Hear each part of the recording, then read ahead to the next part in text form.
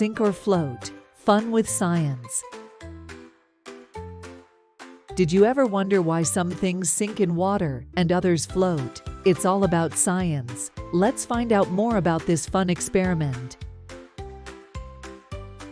When we put things in water, like toys or fruits, they can either sink down to the bottom or float on the surface. The reason behind this is something called density.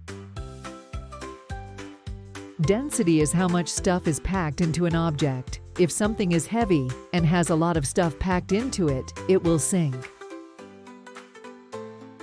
But if something is light and has less stuff packed into it, it will float. For example, a rock is heavy and dense, so it sinks in water. But a plastic bottle is light and less dense, so it floats. Even big ships can float because they're designed to spread out their weight over a large area.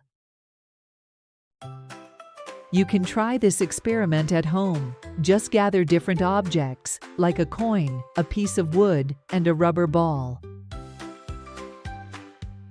Then, put them in a bowl of water and see which ones sink and which ones float. It's a fun way to learn about density and discover why things behave the way they do in water.